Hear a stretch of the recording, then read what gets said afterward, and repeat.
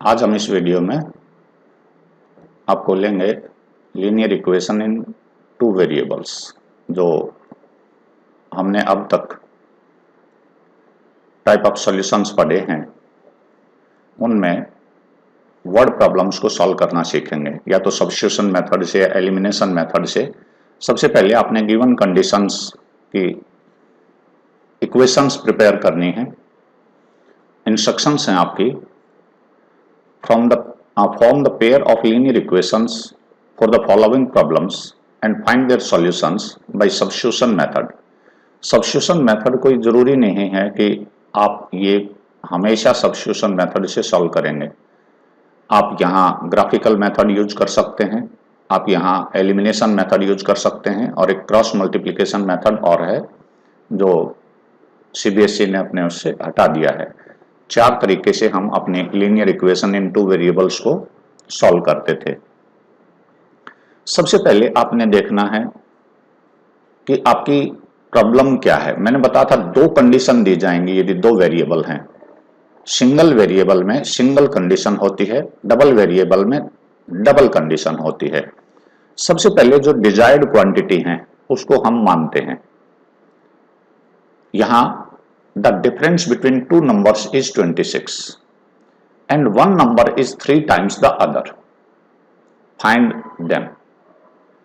2 number different दिए हुए हैं, इसका मतलब 2 क्वांटिटीज आपको पता लगानी है।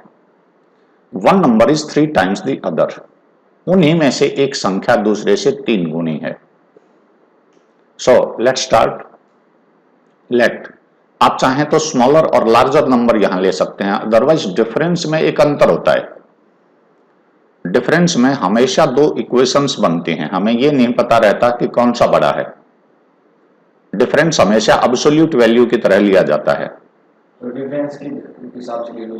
डिफरेंस हम लेंगे, पहले हम स्मॉलर और लार्जर नंबर मान लेंगे। लार्जर नंबर यहां इसने लिखा 1 number is 3 times the other, एक नंबर दूसरे से 3 गुना बड़ा है। तो यहां हम ले रहे हैं let smaller number is equal to, आपकी जो इच्छा है, कोई दिक्कत नहीं कि x नहीं मानेंगे। Larger number is equal to, larger number आपके पास आया y। ये तो शुरुआत में, क्योंकि हमें 2 क्वांटिटीज निकालनी है, find them, find the 2 numbers. तो इस हिसाब से जो वैल्यू हमें फाइंड आउट करनी है वही हम एजम्पशंस में लेके चलते हैं, मान कर चलेंगे। अब हम अपनी कंडीशंस इन पे अप्लाई करेंगे। Difference between 2 numbers is 26। Larger number में से स्मॉलर नंबर घटाएंगे अकॉर्डिंग टू क्वेश्चन। हम अक्सर ATQ लिख देते हैं इसके लिए, अकॉर्डिंग टू क्वेश्चन और अकॉर्डिंग टू स्टेटमेंट। इसको पूरा हम अकॉर्डिंग टू स्टेटमेंट भी लिख देते हैं, यानी जो स्टेटमेंट में रिलेशंस हमें मिले हैं उसके अनुसार, अकॉर्डिंग टू स्टेटमेंट और अकॉर्डिंग टू क्वेश्चन, जो भी बात आप लिखना चाहते हैं शॉर्टकट में भी ये लिखा जा सकता है। y minus x is equal to 26, y minus x is equal to 26।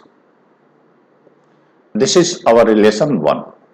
ये पहली स्टेटमेंट में आपको दिया हुआ है। Difference between the numbers is 26। Then the larger number is 3 times the smaller, the larger number is 3 times the smaller। अब हम क्या करें, larger number y is equal to 3 times x, is it? So ये आपकी equation दूसरी हुई। हम इसको सब्स्टिट्यूशन मेथड से यूज करना चाह रहे हैं। सब्स्टिट्यूशन तो यहां हमें ऑलरेडी एक ऐसी सिचुएशन मिली है कि y सब्जेक्ट बना हुआ है, सो y की जगह ये 3x लिख दीजिए, सिंपल।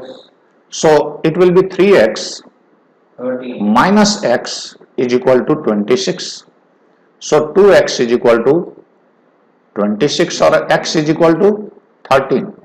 यहां हम लिखेंगे substituting value of y in equation 1। हमने यहां y की वैल्यू, ये जो y की वैल्यू थी इसको सब्स्टिट्यूट किया है यहां पर, ये y की वैल्यू 3x हमने इस प्लेस पर रख दी, x वैल्यू आ गई आपकी। Yes sir, no sir. अब हम other number y is 3 times x, so substituting x in equation 2, substituting x is equal to 13 in equation 2। Equation 2 में यदि हमने यहां 13 रखा x की जगह, so y will be equal to 13 multiplied by 3, so it is 39। yes or no sir? Yes, sir. So our required numbers are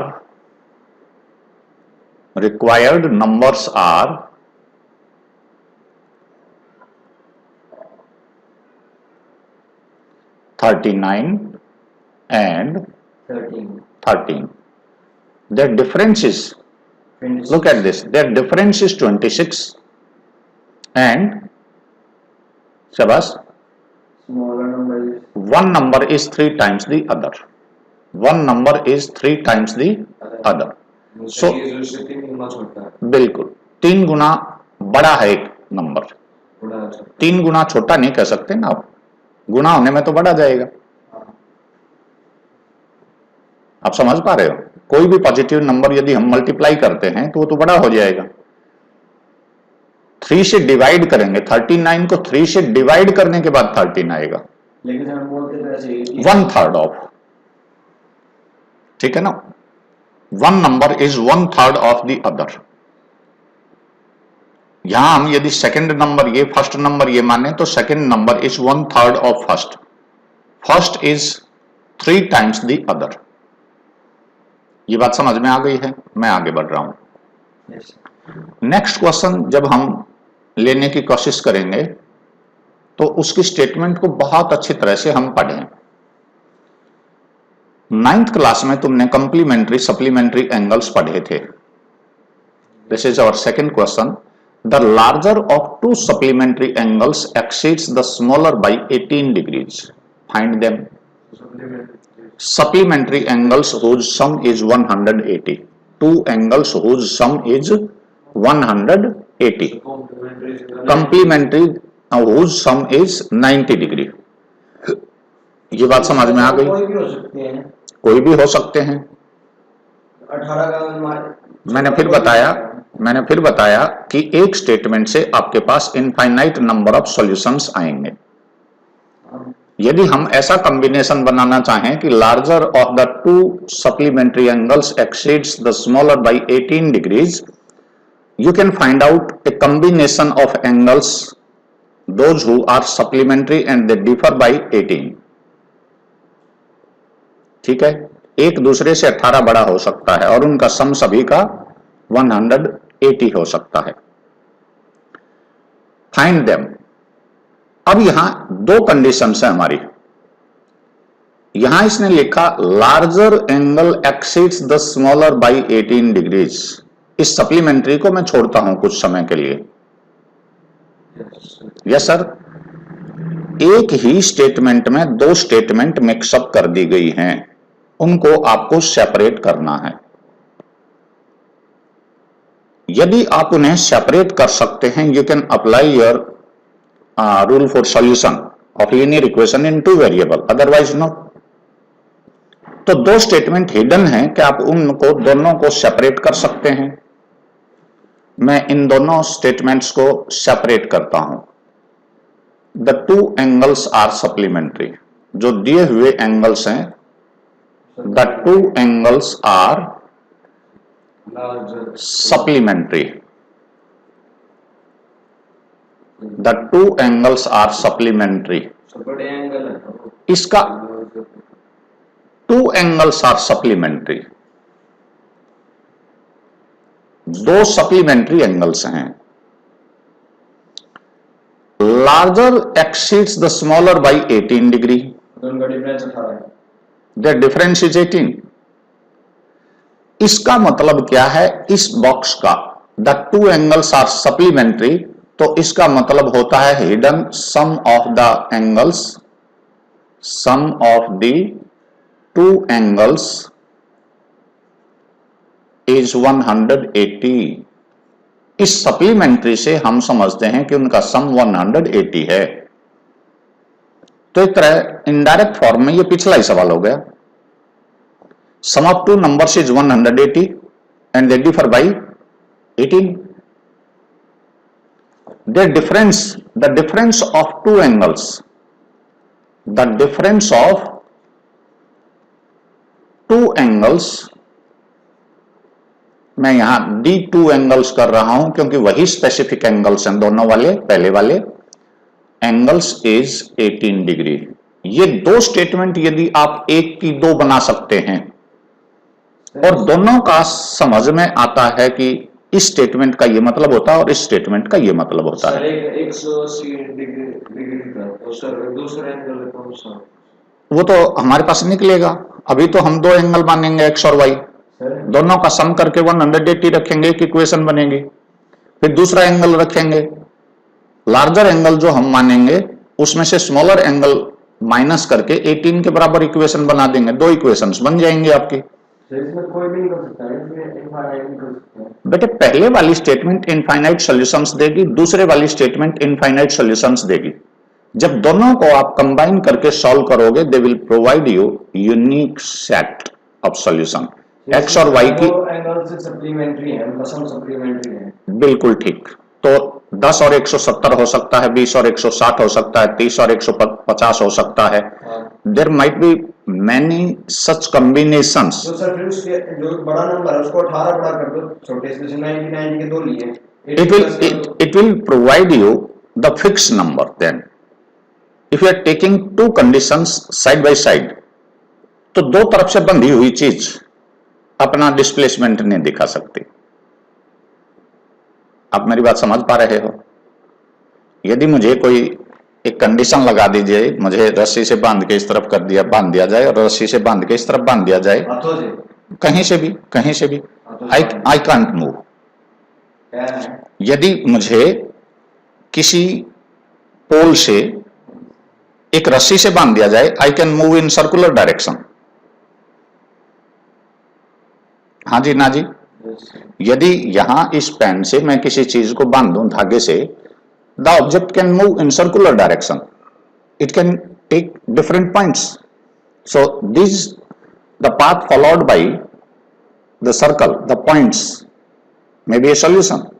तो infinite solutions होंगे उसके। जैसे मैं बता रहा हूं 10 170, 20 160, 30 150। लेकिन जब दूसरी कंडीशन उसी में शामिल करोगे कि the number differ by 18 sorry, the number differ by 18, तो फिर वो फिक्स हो जाएंगे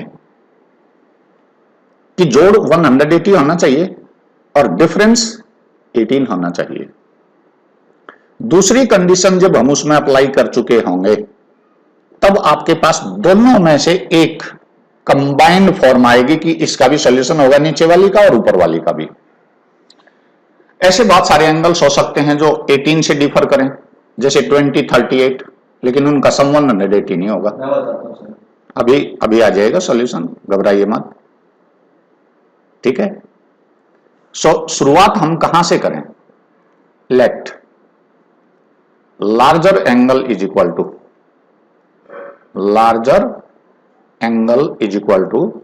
x डिग्री। x डिग्री का हमारे पास एंगल है। स्मॉलर एंगल क्या है? y। अब मैं क्वांटिटी ले रहा हूं, डिग्रीज नहीं। Smaller angle is equal to y, I am living this degree. So x plus y numerical value हो जाएगी, दोनों एंगल्स का सम होगा 180। This is according statement 1, according to question और अकॉर्डिंग टू स्टेटमेंट। ATS लिख देते हैं बहुत सारे बच्चे, ATQ लिख देते हैं। According to question, according to statement, दोनों बातें एक ही। लार्जर एंगल हमारा x था, तो x minus y is equal to 18। This is your equation second. So substitution method यदि आप अपनाना चाहते हो, it will be 18 plus y. I have taken value of x from equation 2, then I have to substitute in equation 1। क्या हमने यहां x की value निकाल ली इसमें से? बेटे x की वैल्यू 18 प्लस वाई हो गई, तो इस x की जगह 18 प्लस वाई लिख दीजिए। Substituting x is equal to 18 plus y, ये रिवीजन हो रहा है, ये सॉल्यूशन आपने पहले करने सीख लिए थे याद हो तो। 18 प्लस वाई को यहां सब्स्टिट्यूट कर दीजिए, it will be in equation 1। 18 plus y मैं क्या कर रहा हूं, इस x को हटा रहा हूं, इसकी जगह x plus y 18 plus y लिख रहा हूं, और plus y is equal to 180। So 18 तो सब्ट्रैक्ट कर दीजिए, यहां 2y होगा, y प्लस वाई 2y, 180 में से 18 घट जाएगा, 180 में से 18 घट जाएगा, इट विल बी 162। 2 से डिवाइड कर दीजिए, y is equal to 81, y is equal to 81। तो y इज इक्वल टू 81 आ गया, तो फिर कौन से में सब्स्टिट्यूट करोगे, 18 जोड़ दीजिए इसमें। Yes sir. So x is equal to 18 plus 81, मैं कहां वैल्यू सब्स्टिट्यूट कर रहा हूं, इसमें। सो 99 जी जी, 81 और 99 तभी जाकर जो दो कंडीशन लागू होंगी, मैं फिर बता रहा हूं। लार्जर एंगल, अभी आपसे बात करूंगा मैं, एक बार ये लिख लूं। Larger angle is equal to 99 degree, और smaller angle will be equal to 81 degree. दो शर्त इन्हीं की पूरी हो सकती हैं, बाकी की नहीं। आप जो सोच रहे हैं वहां कोई गड़बड़ है, आप बता दीजिएगा अपने आंसर, हम उसको चेक कर लेते हैं। सर एक तो ले लिया 108, एक आपने 108 लिया, दूसरा 72, तो डिफरेंस हो गया बेटे 36। दे डिफर बाई 36, नॉट बाई 18। बेटे 28, 72 में 28 जोड़ोगे 100 हो जाएगा, और 8 ये आप इन्हें सब्ट्रैक्ट करोगे, it will provide you the difference will be 36, not 18। जब आप इनका डिफरेंस निकालोगे तो ये वैल्यू आपकी लागू नहीं होगी। आप समझ पा रहे हैं? एक कंडीशन ये सही है, their sum is 180, but second condition, in second condition it fails. कोई बच्चा जबानी मुझे ये कह दे कि एक सर 50 है, एक 68 है, देखो दोनों में 18 का डिफरेंस है, तो फिर सम में फेल हो जाएगा ये, फिर सम 180 नहीं आएगा। एक कंडीशन इनफाइनाइट नंबर बनेंगे, इनफाइनाइट सेट्स हो जाएंगे आपके। दो कंडीशन है, मैंने फिर बताया था कि डबल वेरिएबल जब हम फॉर्म करेंगे, दो वैल्यूज हमें निकालनी होंगी, तो हमें दो शर्त दी जाएंगी, एक शर्त से हम सिंगल वेरिएबल की वैल्यू निकाल सकते हैं। दो के लिए इनफाइनाइट का एक सेट बनाएंगे, दूसरे से इनफाइनाइट नंबर्स का एक सॉल्यूशंस का सेट बनाएंगे, और उनमें सिर्फ एक कॉमन निकलेगा। और तीन शर्तें वो होती हैं, या तो कॉमन निकले, या सारे एक जैसे हो जाएं। जी, इसमें डिफरेंस 18 दे रखा था, डिफरेंस इज 18। अगर हमने 18 की जगह डिफरेंस 17 मान लिया, फिर क्या? The statement should be perfect, we have to work according the given conditions. 17 दे दी सर स्टेटमेंट की जगह, 17 मान लीजिए, 17 से सॉल्व कर दीजिए, कोई दिक्कत नहीं आनी। आप 17 ले सकते थे, ये रहा x plus y is equal to 180, yes sir, और x माइनस वाई 17, यहां पॉइंट्स में आ जाएंगे, कोई दिक्कत नहीं, कोई टेंशन मत मानिए। यहां 99.5 और 82.5 कुछ आ जाएंगे। यहां आप इसे 2x is equal to 197, so x is equal to 197 by 2, 9 जा 8.5, यस सर। ये वाला 98.5 आ गया और ये वाला आ जाएगा अब इसमें दोनों 180 में से घटा दीजिएगा तो 1.1 पॉइंट आधा पॉइंट इसका बढ़ जाएगा जी, ये हो जाएगा 81.5 दोनों का सम यहां आ जाएगा। ये कोई दिक्कत नहीं है कि यहाँ क्या डिफरेंस क्या दिया हुआ है और सम क्या दिया हुआ है, वैल्यूज बदल जाएंगे आपकी। जिस कंडीशन को अप्लाई करोगे उसी के अकॉर्डिंग आपके आंसर्स आएंगे। क्या मैं सेकंड पार्ट इसका लेके चलूं? मुझे लगता है ये तो आपने पहले किया हुआ है। Coach of a cricket team buys 7 bats, 6 balls for rupees 3,800. She buys bats and 5 balls for rupees 1,750. Find the cost of each bat and each ball. So I am taking this statement.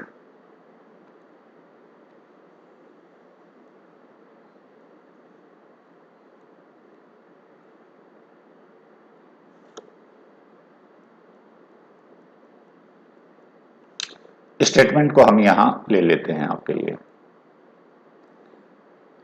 Now look at this. बेहद सावधानी से, पहले मैंने आपके पीछे जो examples लिए थे कुछ सॉल्यूशंस में वो एग्जैक्ट सेम थे, कोई दिक्कत नहीं थी। यहां जब हम इसे सॉल्व करने चलेंगे तो हमें यहां इसने पूछा क्या है, find the cost of each bat and each ball. Cost of one bat और कोस्ट ऑफ वन बॉल निकालनी। यहां एक बड़ी ऐसा फंडा है कि जो चीज ये पूछता है वो मान के चलिए। हमें कोस्ट ऑफ बॉल निकालनी है, कोस्ट ऑफ बैट निकालना है, और वो भी कोशिश करिए कि जो फर्स्ट टाइम दिया हुआ है, जैसे बैट पहले दिया हुआ है सो हम बैट की कोस्ट को x माने और बॉल की कोस्ट को y माने, ताकि हमारी इक्वेशंस एक पैटर्न वाइज बन जाएं। ठीक है ना? इसने शुरुआत में बैट मेंशन किया है, बॉल मेंशन करता तो मैं बॉल की वैल्यू x मान लेता, बैट मेंशन करता है तो मैं बैट की वैल्यू x मान लेता हूं। ज्यादातर हम अपनी इक्वेशंस बनाने में हम एडिक्ट होते हैं कि हम x पहले लिखते हैं y बाद में लिखते हैं। तो कहीं ऐसा ना हो कि हमने बैट की वैल्यू y मानी और हम 7x से स्टार्ट करते चले जाएं। सो सबसे पहले हमारे पास ये कंडीशन है। इस कंडीशन को बहुत आसानी से देखिएगा। यहां लिखता है 7 बैट्स 6 बॉल्स फॉर रुपीज 3,800। इसका मतलब है कि 7 बैट की कोस्ट प्लस 6 बॉल्स की कोस्ट टोटल मिलाकर 3,800 बनती है। Is it? तो हम सॉल्यूशन स्टार्ट करते हैं। Let cost of one bat, cost of one bat is equal to rupees x. So cost of one ball rupees, आजकल रुपए इस स्टाइल से लिखने पड़े, आप यहां भी यूज कर सकते हैं, रुपीज y। सो क्या बता सकते हैं 7 बैट की वैल्यू कितनी होगी? 7x। तो इसको 7 से मल्टीप्लाई कर दो। सो पहली स्टेटमेंट आपके अकॉर्डिंग टू क्वेश्चन बनेगी। फर्स्ट इक्वेशन आपकी बनी 7 multiplied by x, this is cost of 7 bats by 7 bats. And का मतलब मैंने बताया था, याद हो तो पीछे, एंड मींस सम, कम्युलेटिव होता है, ये जोड़ता है, plus 6 balls, cost of 6 balls कितनी आ गई? 6y is equal to rupees 3,800। अब यहां आपको यूनिट की जरूरत नहीं, आप इसे चाहें तो हटा दीजिएगा, न्यूमेरिकल वैल्यू हम ले रहे हैं, इधर भी रुपीज है इधर भी रुपीज है। ठीक है, आगे मैं रुपीज नहीं लिखूंगा। नेक्स्ट स्टेटमेंट क्या है? नेक्स्ट स्टेटमेंट में इसने दिया C buys 3 bats and 5 balls for rupees 1,750। 3 bats and 5 balls for rupees 1750. This is your equation 2. Once you form your equations, you are free to use any method. जब आप ये use कर लेते हैं, इसको बात सावधानी से आप बना लेते हैं तो अब आपकी previous knowledge how to solve this system of linear equations in two variables, दो वेरिएबल्स की लीनियर इक्वेशंस को हम किस तरह से सॉल्व करते हैं वो आपके पास है कि वो आप कौन सा क्रॉस मल्टीप्लिकेशन वाला एलिमिनेशन मेथड ले रहे हैं, क्रॉस मल्टीप्लिकेशन ले रहे हैं, ग्राफिकल मेथड ले रहे हैं, कि आप इसमें सब्स्टिट्यूशन मेथड ले रहे हैं, ये आपके ऊपर डिपेंड करेगा। मैं यहाँ क्योंकि ऊपर इसने इंस्ट्रक्शंस दी हैं सब्स्टिट्यूशन मेथड से, so I am going with substitution method. So यहां मैं कोशिश करता हूं कि x की वैल्यू निकालूं। 3x की वैल्यू कितनी हो गई? 1750 माइनस 5y। x की वैल्यू कितनी हो गई अकेले की? 1750 minus 5y divided by 3, divided by 3। अब इस बॉक्स को आपने x की जगह सब्स्टिट्यूट करना है, केवल x की जगह, ना कि उसके और किसी मल्टीपल की जगह। ये पूरी टर्म नहीं सब्स्टिट्यूट करनी, 7 अलग से रहेगा। आप मेरी बात समझ पाए हो? सो एक लाइन में यहां डालूंगा, सब्स्टिट्यूटिंग वैल्यू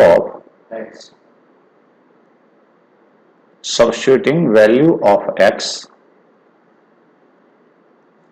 इन इक्वेशन 1 में कैसे सब्स्टिट्यूट करोगे? सिर्फ इस बॉक्स की जगह आपको वैल्यू सब्स्टिट्यूट करनी है। 7 multiplied by 1750 minus 5y upon 3, ये बॉक्स पूरा लिखना है आपने। अब यहां आ जाइए, इसमें plus 6y is equal to 3800। अब यहां सावधानी आपको बरतनी है। अक्सर बच्चे क्या करते हैं, जो गलती करते हैं, वो इस 3 से यहां कोई संख्या है तो उसे काट देते हैं। अभी ये काटना नहीं, आपने कैंसिल नहीं कर सकते क्योंकि ऊपर न्यूमरेटर फिक्स नहीं है आपका, जोड़ घटा करते नहीं है। यदि आपके पास 17 माइनस 7 अपॉन 5 है तो आप ये मत समझिए कि 5 से 17 को काट देंगे या 5 से आप इस 7 को काट देंगे तो गलत है।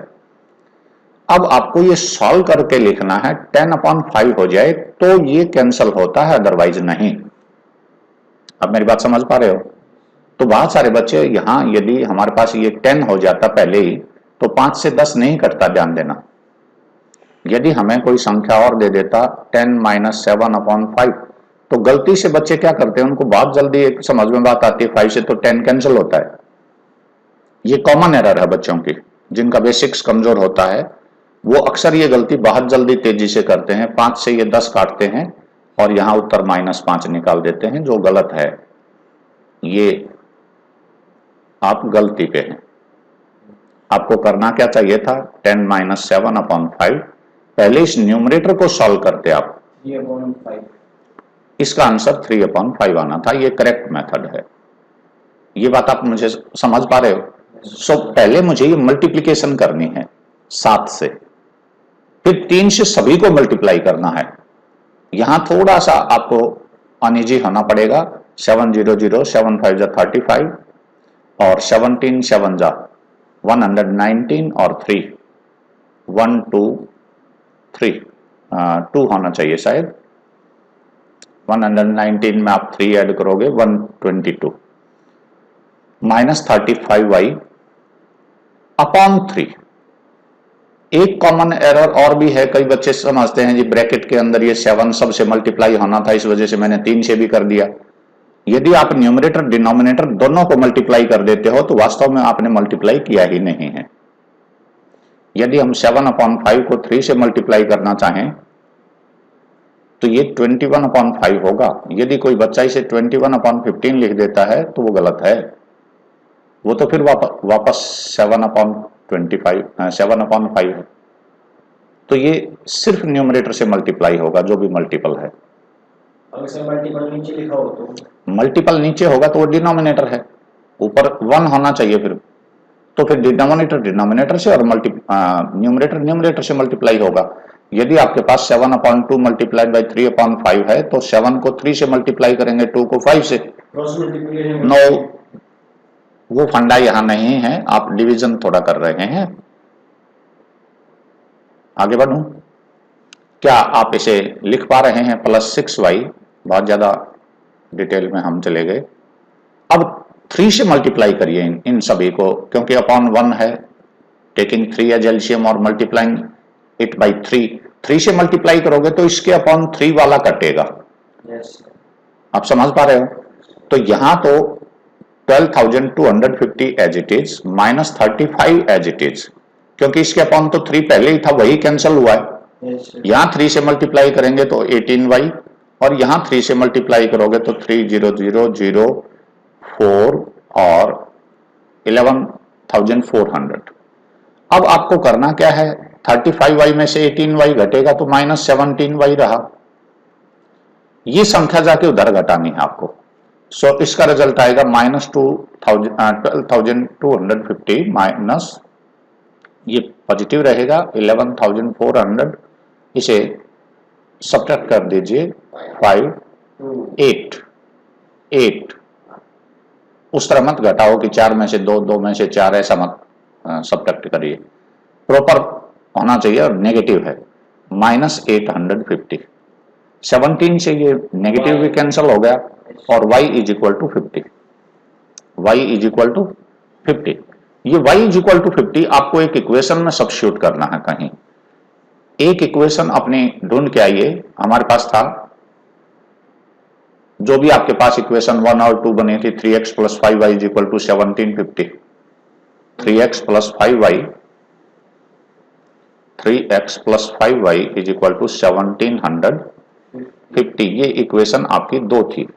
सो यहां मैं लिख रहा हूं substituting y is equal to 50 in equation 2।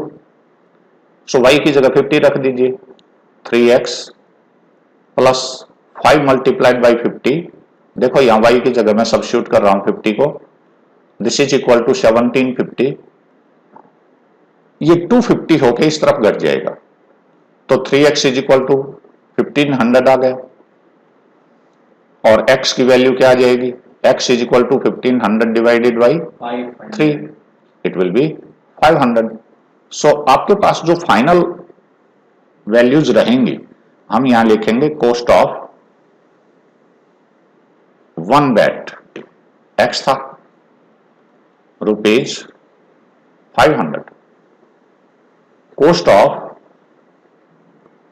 1 ball is equal to rupees 50। ये आपकी दोनों स्टेटमेंट के ऊपर खरा उतरेगा, ठीक है।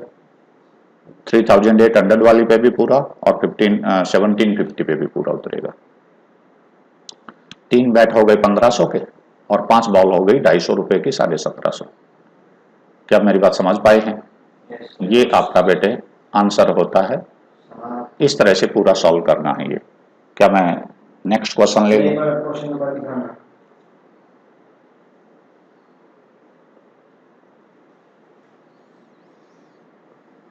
7 बैट्स वेरिफिकेशन करा देता हूं मैं। 7 बैट्स की कॉस्ट हो गई है, ये सर 3500। 6 बॉल्स की कॉस्ट हो गई, 6 बॉल्स 6 मल्टीप्लाइड बाई 50 यानी 300, और कुल मिलाकर इनका टोटल अमाउंट हो गया 3800। सेकंड वाली भी चाहोगे करना? मैं अब कोशिश कर रहा हूं आपके प्रीवियस क्वेश्चंस में चला जाऊं। हमने वहां एक क्वेश्चन सॉल्व किया था, 2 हो गए थे। Larger of the 2 supplementary angle हो गया था, ये भी हो गया है। नेक्स्ट सेट में आ जाता हूं।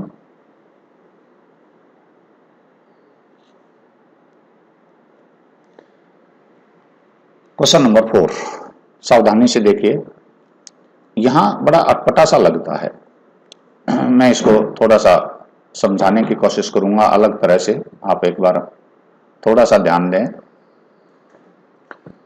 अक्सर ये पेपर्स में बहुत ज्यादा बार पूछा जाता है इस तरह का question. The taxi charges in A city consist of a fixed charge together with the charge for the distance covered.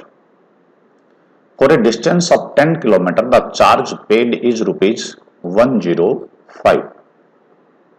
and for a journey of 15 kilometer the charge paid is rupees 1,155. What are the fixed charges and the charge per kilometer? तो हमारा question start होता है यहां से। मैंने तुम्हें बताया था कि जो चीज आपसे पूछी जाए वो आपको मानकर चलने हैं, और ये उससे आगे का एक क्वेश्चन आपसे और पुट किया है इसने, एक इक्वेशन बना के इसका सोल्यूशन आपको देना है। हमारा क्वेश्चन यहां तक स्टार्ट हो जाए, ये खत्म हो गया, फिर उसके बाद हमारा सॉल्यूशन एप्लीकेशन बेस्ड है।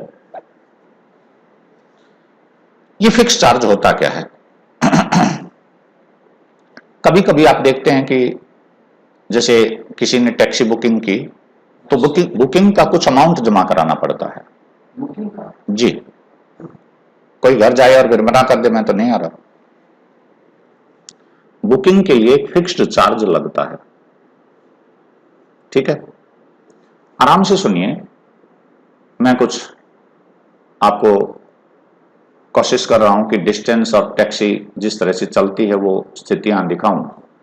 मान लीजिए हम इस पॉइंट से कोई टैक्सी पे राइड होते हैं और पर किलोमीटर आगे हमें कहीं जाना है किसी डेस्टिनेशन पे। जब हम किसी टैक्सी की बुकिंग करते हैं तो यहां पर बैठकर करते हैं शुरुआत में, तो हमारी एक बात फिक्स होती है कि फिक्स्ड चार्ज यहीं लग जाएगा बुकिंग होते ही। आप मेरी बात समझे? तो मैं यहां लिखता हूं लेट फिक्स्ड चार्ज ₹X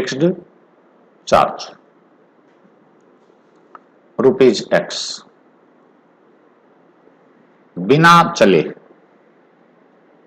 बिना कोई डिस्टेंस कवर करे शुरुआत में इतने रुपए आपको लग गए। वजह ये कि कोई आदमी बीच रास्ते ये कह दे कि मैं तो नहीं जाता, तो थोड़ा बहुत तो 3 व्हीलर वाले को मिलना चाहिए या टैक्सी वाले को मिलना चाहिए। ये तो ये है कि भाई कैंसिलेशन का कॉस्ट है एक तरह। In case you want to cancel the journey तो उनकी प्रिपरेशन, उनका नंबर जो आया है वो तो चला जाएगा उस हिसाब से। ये एक दैनिक प्रक्रिया है इस चीज की कि कुछ फिक्स्ड चार्ज और कुछ वेरिएबल होता है। कई चीजें बताऊंगा, कई चीजें आपको बताऊंगा कि देखो ये फिक्स्ड चार्ज है और ये वेरिएबल है। सर फिक्स्ड चार्ज आप कभी रोने में यहाँ कौन सा वो है पार्क, अम्यूजमेंट पार्क है एक, मेट्रो वॉक गए हो? तो मेट्रो वॉक में 2 तरह की टिकट होती हैं। एक होती है सिर्फ एंट्री वाली टिकट, सिर्फ एंट्री वाली टिकट जिसमें राइड्स शामिल नहीं होते। You can move inside. बेटे सिंगल वाली, आप स्कूल की तरफ से गए हो तो बात अलग है, आप पर्सनल गए हो तो 2 पैकेज हैं वहां। मुझे मालूम है, आप ऐसे मत करो। फिर सुनो, आप गए हैं का ये मतलब नहीं है कि जो आप गए हैं और जो आपने टिकट ली थी वही फिक्स थी। मेट्रो वॉक में 2 तरह की टिकटें हैं, ध्यान दें। एक है सिर्फ अंदर घूमने के लिए और एक है जिसमें सभी राइड्स शामिल होंगे, और उसमें भी एक तीसरी टिकट और शामिल है। उसमें कुछ फिक्स्ड पैकेज शामिल होता है कि किसी भी झूले के ऊपर आप कितनी भी राइड लें, अनलिमिटेड पैकेज उसमें शामिल होता है।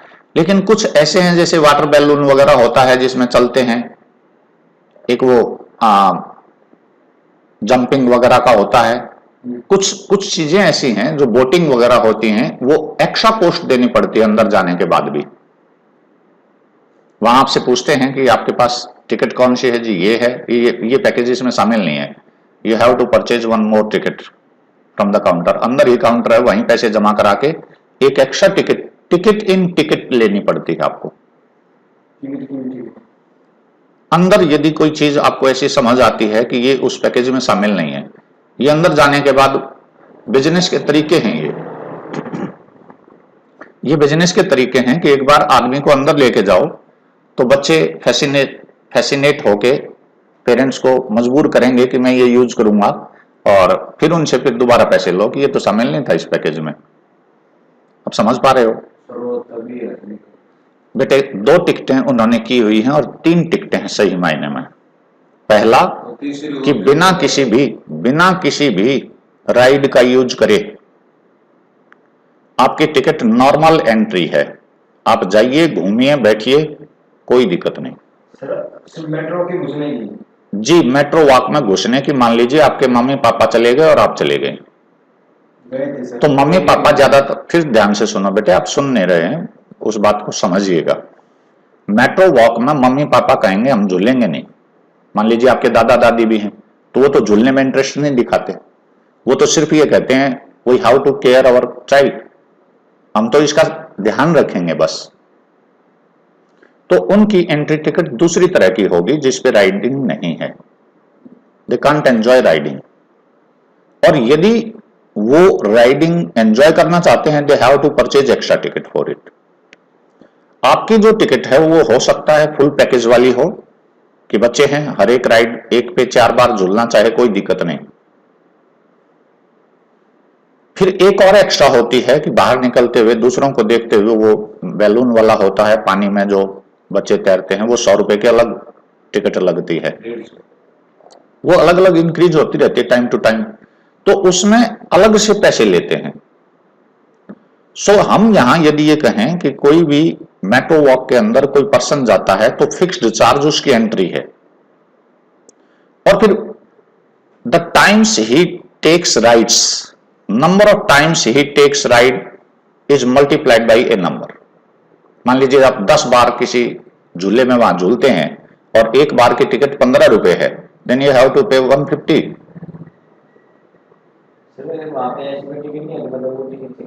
बेटे आप गलत कह रहे हैं, एक बार फिर अपने पेरेंट्स के साथ फिर जाइएगा और वहां ऑफर करिए अपने आप को कि मुझे झूलना नहीं है, आई नीड एंट्री ओनली। और एंट्री करने के बाद यदि आप झूले एंजॉय करना चाहते हो तो you must pay at the counter, वहीं पर आपको पैसे जमा कराने होंगे, तब आपके, हाँ जी, पर राइड वो आपके ऊपर है। हो सकता है आप केवल 4 सिलेक्टेड झूलों में 10-10 रुपए की टिकट लेके सिर्फ 5 या 4 में झूल के 50 रुपए में पीछा छुड़ा लें, जबकि वो जो टोटल पैकेज है वो 250-300 रुपए का हो। वो आपके ऊपर है, वो आपके ऊपर है। बहुत सारे होटल्स ये करते हैं कि भाई आप जितनी रोटी खाएंगे 5 रुपए, एक तो थाली सिस्टम देते हैं वो कि भाई हम उसमें 4 रोटी चावल दाल कुछ देंगे, और once you start taking additional chapati they will charge you extra. यदि आप उस थाली में से 2 रोटी छोड़ देते हैं, दे डोंट सब्ट्रैक्ट अमाउंट, जूठा छोड़ने का पैसा वापस नहीं देंगे वो। या शुरुआत में थाली परोस दी उन्होंने और आप ये कहें कि मैं तो सिर्फ 2 चपाती खाऊंगा, इसमें से आप 2 ले जाओ, तो वो अपना अमाउंट डिडक्ट नहीं करते, वो फिक्स्ड है। मान लिया कोई होटल वाला 50 रुपए की थाली परोसता है, 50 रुपए थाली परोसने के बाद फिर वो कहता है जी यदि एडिशनल आप रोटी लेंगे तो 5 रुपए पर रोटी लगेगी। अब मान लीजिए आपने एक थाली और थाली खाने के बाद प्लस 2 रोटी और खाई, तो उसके बाद आपको थाली का अमाउंट प्लस 2 गुना 5 रुपए पर चपाती 60 रुपए देने पड़ेंगे। This is just like fixed charge, cost of थाली। उस होटल में कॉस्ट ऑफ थाली तो आपको लगी, यस सर। अब थाली की कॉस्ट लगी, आप एडिशनल कोल्ड ड्रिंक पीते हैं, वाटर बॉटल मंगाते हैं एडिशनल, और कोई मिठाई खाते हैं, कुछ और ऐसा समझ में आ जाता है, you have to charge, you have to pay the charge extra.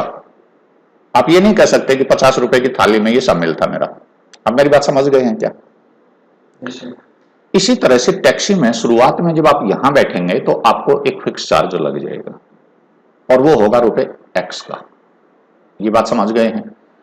अब ध्यान से आगे, काफी टाइम में इसमें एक्सप्लेनेशन में लगा चुका। Charge per kilometre, late charge, मैं लेट 2 बार लिख चुका, एक ही बार काफी था। लेट चार्ज पर किलोमीटर,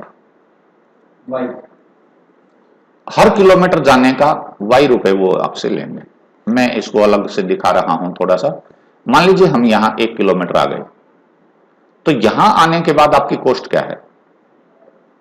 यहाँ कितना 1 किलोमीटर? हाँ जी, एक्स तो आप यहां दे चुके, यहां से यहां तक आने का चार्ज आपको वाई और देना पड़ेगा। अब मैं एक इक्वेशन और बनाने की कोशिश करता हूं, यहां से यहां तक आने का चार्ज आपको क्या देना पड़ेगा? एक्स तो आप यहां दे चुके, 2y प्लस होगा इसमें। अब मेरी बात यहां ध्यान से समझते रहना, अदरवाइज ये समझ नहीं आएगा। यदि हम यहां आ गए हैं तो आपका कॉस्ट कितना होना चाहिए? 4 किलोमीटर हम आगे आ गए तो x प्लस 4y। तो इसमें यहां क्या कहा है? For a distance of 10 kilometre the charge paid is ₹105। So charge for 10 kilometre, जो भी आपके पास आ रहा है, चार्ज फॉर 10 किलोमीटर, मैं स्टेटमेंट भी शो करता रहूं, charge for 10 kilometre is equal to x तो फिक्स था, कौन बढ़ रहा है? पर किलोमीटर चार्ज बढ़ रहा भाई। This fixed charge does not change, it does not depend on the distance you travel. ठीक है, वन टाइम ये देना ही होगा। तो x plus 10y is equal to 155, it will be your equation 1। So can you form, 105, sorry मैं देख लेता हूं, 105 है और फिर आगे 15 किलोमीटर जर्नी का है, मैं इसे करेक्शन कर दूं, इट इज 105। Equation number 1। अब ये आगे क्या कहता है? चार्ज फॉर 15 किलोमीटर कितना होगा इस हिसाब से? 15 किलोमीटर का चार्ज कैलकुलेट करके बताइए। अब आप 1 2 3 4 5 का तो बना रहे थे फटाफट, x प्लस 15y, ये बात क्लियर हो रही है। जो डिस्टेंस आप कवर कर रहे हैं पर किलोमीटर चार्ज से मल्टीप्लाई होके सिर्फ वो इंक्रीज हो रहा है, x आपका यों का यों है, और this is 155। Equation number second.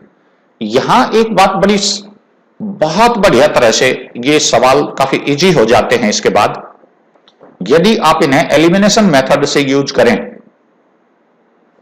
They will give quick result, क्योंकि x खत्म हो जाएगा, ना मल्टीप्लीकेशन करनी ना सब्स्टिट्यूशन करना। जब यहां आपके कोफिशिएंट्स सेम है, क्योंकि फिक्स चार्ज वो बदला ही नहीं है, तो सिर्फ डिफरेंस कर दीजिए। एक बात पहले सोचो, शुरुआत की जर्नी और लास्ट की जर्नी का अंतर क्या था? सिर्फ 5y था। डिस्टेंस 5 किलोमीटर का था। जो डिस्टेंस पहले 10 किलोमीटर चला और दूसरे में चला वो 15 किलोमीटर, तो डिस्टेंस का डिफरेंस कितना रहा? 5 किलोमीटर। उधर चार्ज का डिफरेंस कितना रहा? 50। तो इसका मतलब 5 किलोमीटर के 50 रुपए लगे, तो 10 रुपए पर किलोमीटर ले रहा वो। अब 10 रुपए पर किलोमीटर ले रहा है, तो यहां तो ₹100 बन गए, तो 5 रुपए वो उसका फिक्स चार्ज था कि वैसे ही 5 रुपए तो ले लो। सो यहां हम करेंगे सब्ट्रैक्टिंग, मैं दूसरा मेथड ले रहा हूं, अब सब्स्टिट्यूशन नहीं ले रहा, सब्ट्रैक्टिंग। इन दोनों इक्वेशंस को हम सब्ट्रैक्ट कर रहे हैं, माइनस माइनस माइनस, ये कैंसल आउट हो जाएगा, -5y इज इक्वल टू -50 रह गया, माइनस से माइनस कैंसल आउट कर दो, y इज इक्वल टू 10 रह गया। Yes sir. So substitute y is equal to 10 in equation 1 थी हमारे पास x plus 10y, x plus 10y की जगह 10 is equal to 105। So x is equal to 5 हो गया। सो आपका आंसर आ गया, fixed charge is equal to, fixed charge आपका कितना है? ₹5। चार्ज पर किलोमीटर क्या आ गया? Charge per kilometre ₹10। Charge for 25 kilometre. अब इसने आपसे पूछा क्या है, वो वापस स्टेटमेंट में चले जाइए। ये तो हमारा यहां तक का तो आंसर आ गया, what are the fixed charges and the charge per kilometre. How much does a person have to pay for travelling a distance of 25 kilometre, तो आपको 25 किलोमीटर वाली इक्वेशन बना के देनी है लास्ट में।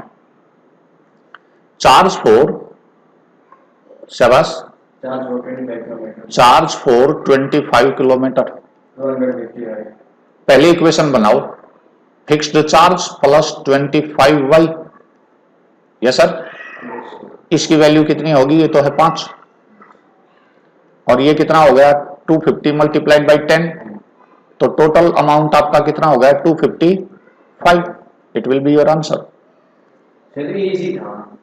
इजी है, लेकिन कंफ्यूज बच्चा कहीं भी हो सकता है। मैं ये नहीं कहूंगा कि ये क्वेश्चंस मुश्किल हैं, ये क्वेश्चंस काफी आसान हैं, लेकिन आपका जो अभी मेंटल लेवल है वो कंफ्यूजन कहीं भी हो सकता है।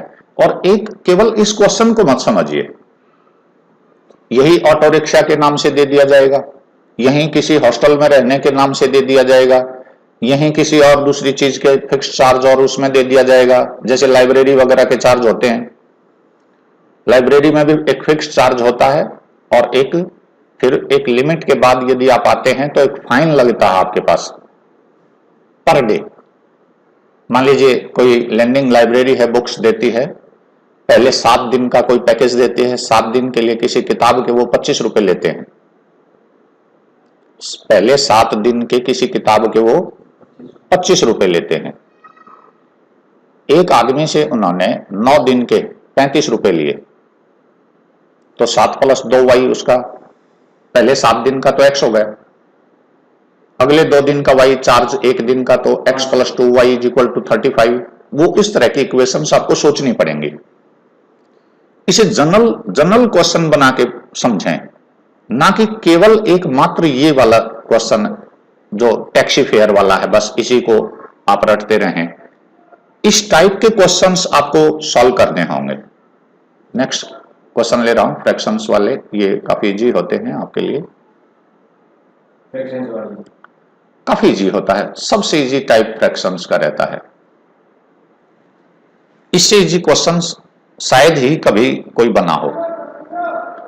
यहां है a fraction becomes 9/11 if 2 is added to both numerator and denominator, if 3 is added to both the numerator and denominator it becomes 5/6।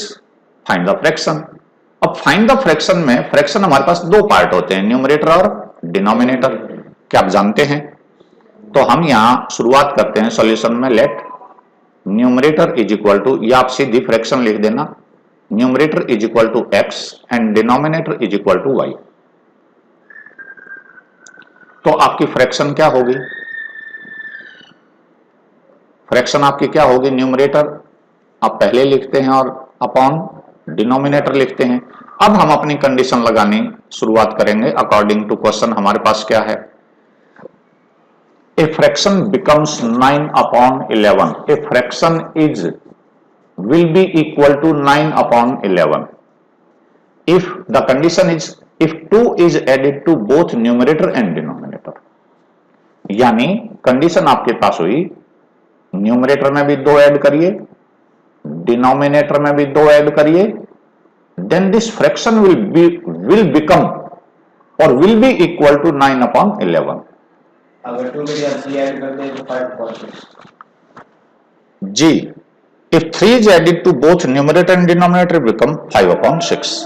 तो यहां हम जो कोशिश करेंगे वो पहला काम हमारा ये होगा कि हम इसको क्रॉस मल्टीप्लाई करेंगे। 8th में आपने इस तरह के क्वेश्चंस को सॉल्व किया है, याद हो तो, लेकिन वो सिंगल वेरिएबल के होते थे। वहां x + 2 है तो नीचे y माइनस कुछ ऐसी चीजें होती थी।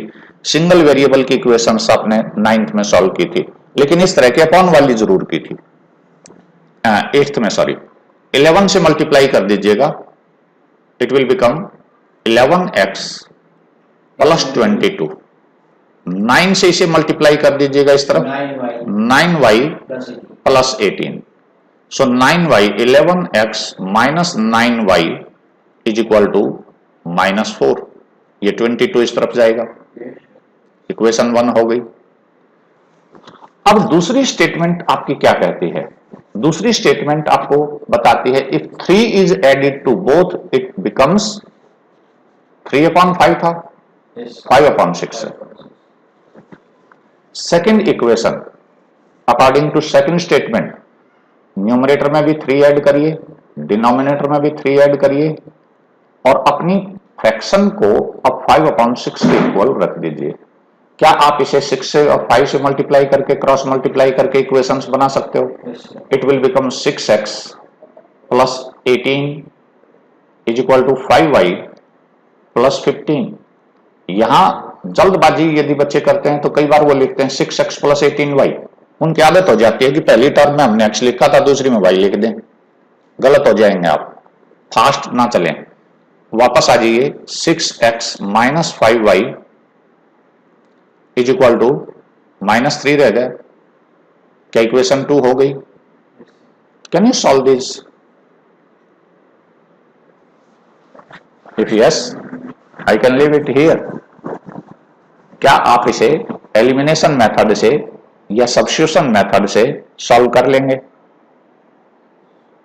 यदि हां तो मैं इसे यहां आपके अभ्यास के लिए छोड़ के चलूं, और यदि ना तो मैं इसे सॉल्व करता हूं। आप कर लेंगे बिल्कुल पूरी तरह। मैं नेक्स्ट आपका वर्ड प्रॉब्लम और लेता हूं, to be solved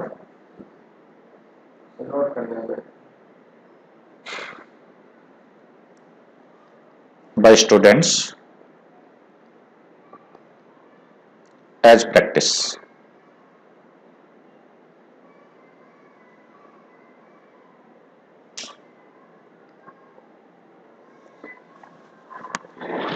I am taking next final question for you. Note down कर लीजिए यदि आपके पास ऐसी स्थितियां हैं कि बाद में ये पता नहीं लगेगा कहां से आया। Let's take next final question for today. 5 years hence, what do you mean by hence? आज से 5 साल आगे। 5 साल 5 years hence, after 5 years from today, in future. Yes sir, the age of Jacob will be 3 times that of his son. 5 years ago, 5 years in the past, Jacob's age was 7 times that of his son. What are their present ages? Their present ages, you have to find out age of Jacob and age of his son. Yes or no sir? Yes. तो यहां age related questions में आपको बहुत आसानी से काम करना पड़ेगा। अगो के लिए आप, अभी मैं आपसे एक उदाहरण के लिए यदि कोई क्वेश्चन करूं, आपकी एज मान लीजिए अभी 15 इयर्स है, तो 5 साल पहले आप कितने साल के थे? 5 years ago your age was 15 minus 5. यदि हम x मान के चलेंगे तो x minus 5। 5 साल बाद आपकी एज कितनी होगी? 15 plus 5। Yes sir. एक बात बड़ी बढ़िया दिखाई दे रही है, जहां विल बी है वहां जोड़िए फ्यूचर है एज, और जहां वाज है वहां घटा दीजिए। विल बी का मतलब फ्यूचर में बात कर रहा है, ये आज से आगे हम बड़े होंगे, छोटे नहीं। Yes sir. And age was, was का मतलब है प्रेजेंट एज से हम पहले छोटे थे। यहां 2 पॉइंट आपको बहुत बढ़िया तरह से दिखा रहे हैं कि ये पास्ट की एज है, घट के आएगी। विल बी का मतलब फ्यूचर एज है, जुड़ के आएगी। Yes sir, we have to add something in order to find out our age in future. आज से 10 दिन बाद भी अपनी एज निकालना चाहोगे तो 10 दिन जोड़ने पड़ेंगे। 5 साल बाद निकालना चाहोगे आगे तो 5 साल जोड़ने पड़ेंगे। ये बात क्लियर हो जाएंगी। तो शुरुआत हम करते हैं। इसकी लेंथ थोड़ी सी बड़ी होगी लेकिन समझ में बहुत अच्छी तरह से आने की कोशिश हो जाएगी। हर स्टेटमेंट को बहुत बढ़िया आपने कोशिश करनी है। तो यहां पर इस तरह के क्वेश्चंस में इसने कहा क्या है, what are their present ages. मैं प्रेजेंट एज मानूंगा, ना कि 5 साल पहले की, ना कि 5 साल बाद की। Late present age of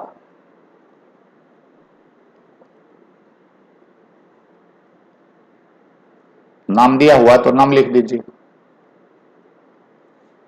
x years. मान लीजिए जैकब अब प्रेजेंट में एक्स ईयर्स का है, present age of his son y years. सबसे पहले हमें जो कंडीशन देनी है 5 ईयर्स हैंस वाली बात निकालेंगे भाई। पहले ये लिखूंगा मैं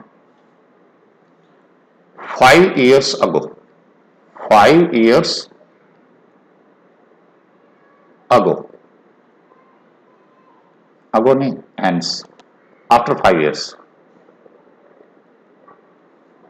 5 ईयर्स हैंस। हैंस मीन्स यहां आफ्टर मैंने बताया फ्यूचर में है। इस बात को बहुत बढ़िया तरह से आपने यूज करना है। दोनों बातें फिर लिखेंगे, +5 यहां x+5 हो जाएगा, यहां y+5 हो जाएगा। तो एज ऑफ, अब ये प्रेजेंट एज नहीं रही है, age of Jacob will be. अब मैं विल बी भी नहीं लिखा, चाहो तो ये लो, age of Jacob will be.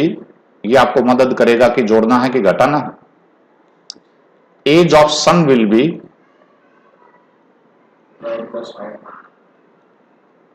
y+5।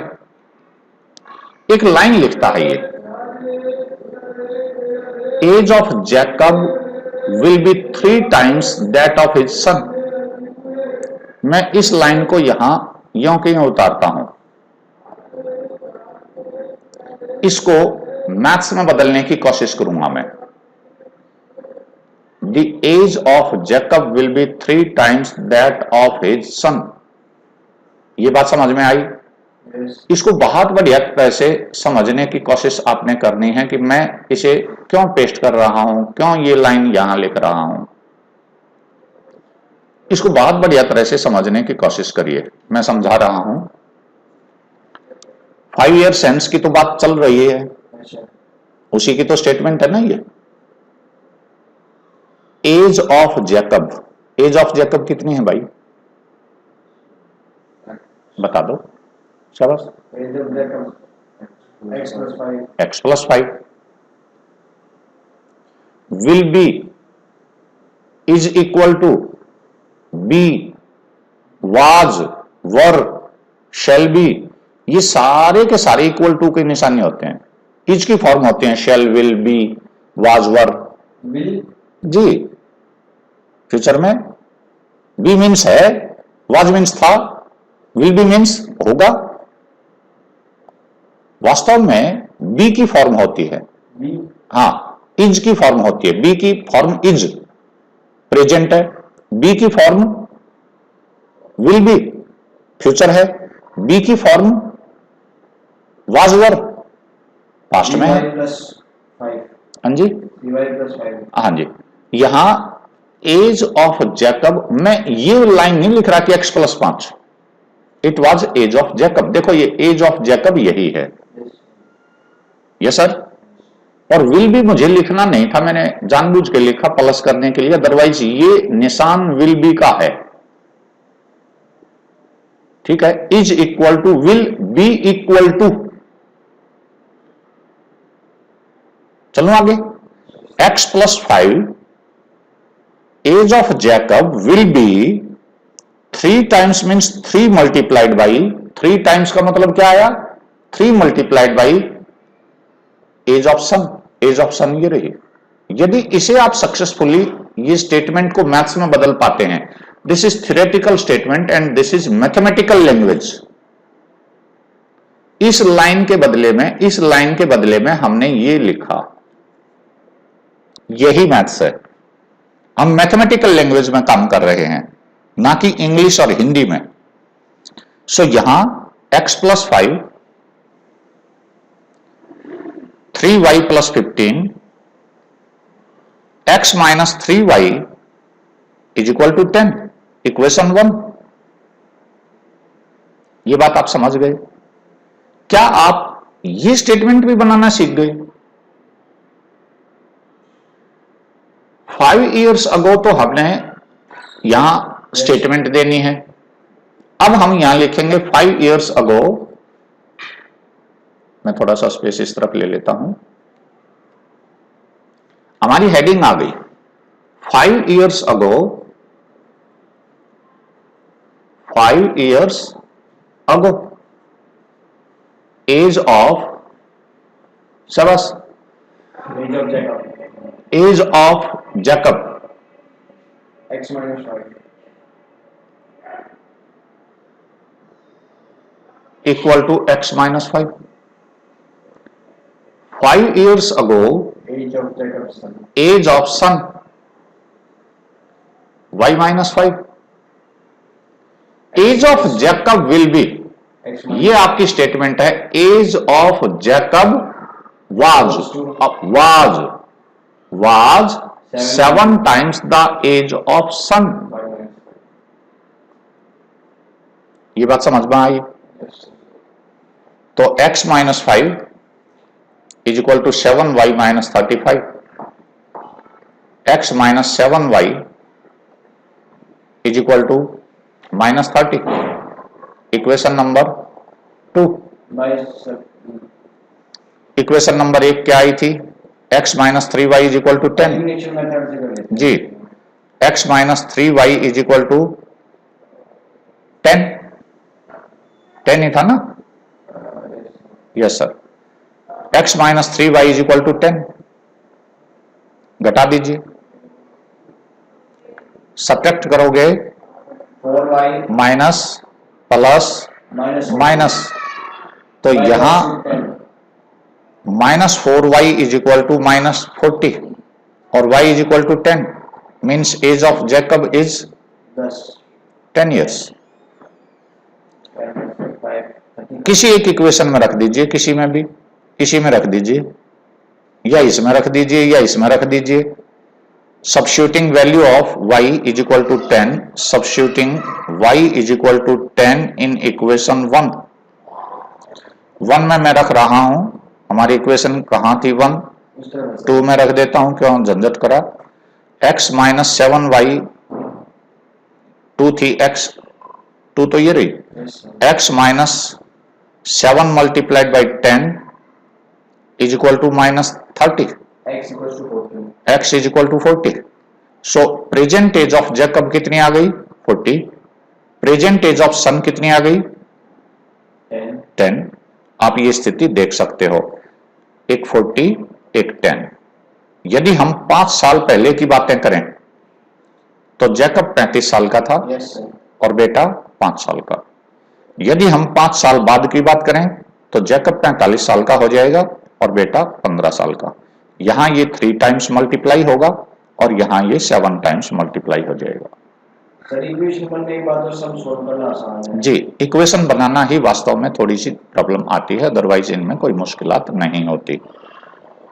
मुझे लगता है कि अब आप इसे आसानी से कर पाएंगे। मुझे ऐसा लगा कि आप 5-6 सवाल सीख चुके हैं और इस तरह के क्वेश्चंस अब मैं 2-3 रोज आपको थोड़े से डिफिकल्टी लेवल जिनमें ज़्यादा होगा वो भी लेके चलूँगा। मैक्सिमम 30 to 40 क्वेश्चंस यदि बच्चा सक्सेसफुली कर लेता है, 30 to 40, तो मुझे नहीं लगता कि कोई अनसीन क्वेश्चन या कोई विशेष टाइप उसकी ऐसी रह जाती हो कि उसने, देखो यहाँ अब जैकब और सन की एज में नाम बदल दें, एज बदल दें, वो कंडीशन बदल दें कि 5 years अगो की जगह 3 years अगो कर दें, 5 years सेंस की जगह 15 years सेंस कर दें,